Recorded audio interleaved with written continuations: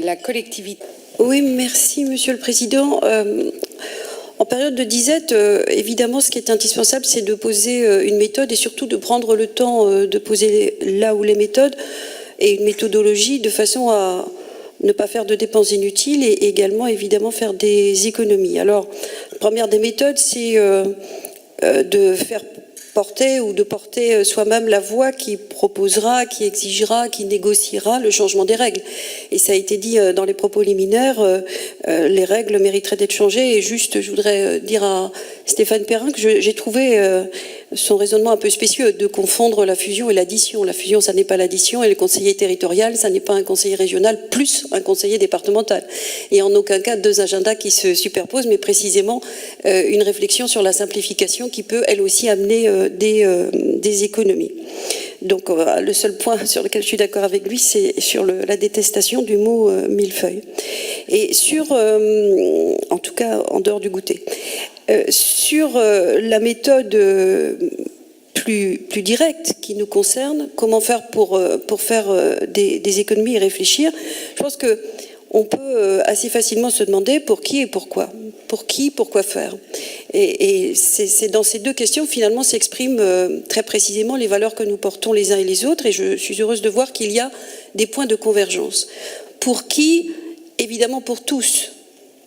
Mais pour tous, ça veut dire que nous devons mettre en place une méthode qui permette l'accès à la mixité et ne pas la déclarer comme préalable. Et pourquoi faire? Eh bien, pour être plus... on a parlé d'énergie, on a parlé de matières alimentaires, et je ne vais pas revenir sur l'augmentation des matières alimentaires, mais je voudrais reparler et dire un seul mot sur la stratégie du numérique. Pardon, Madame Perrin, mais vous y aurez droit tout à l'heure aussi avec la question orale. Le danger dont nous devons, à mon sens, nous garder absolument, c'est de contribuer à faire en sorte que la collectivité soit perçue comme un contributeur et pas comme un acteur. Parce que précisément là, il y a des économies à faire et des refus à formuler lorsque nous ne sommes que des contributeurs. Nous n'avons pas à être des contributeurs. Nous sommes impérativement des acteurs.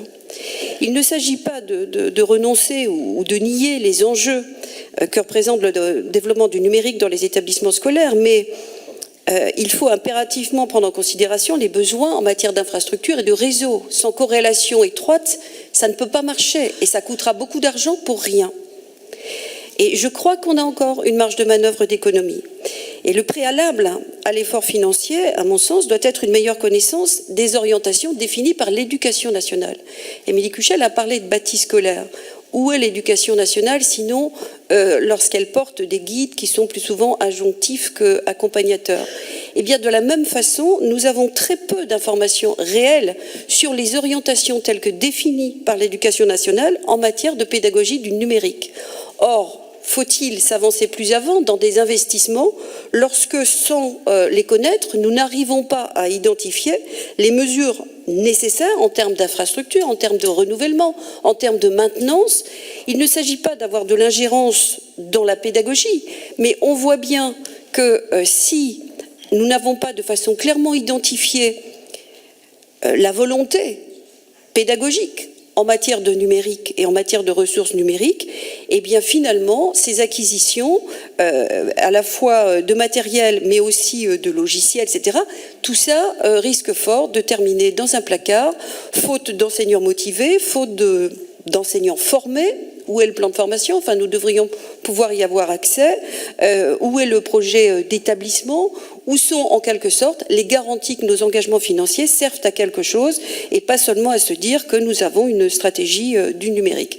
Donc, je crois que là, il y a une marge de manœuvre financière qui pourrait être déployée tout à fait, de façon tout à fait efficace ailleurs.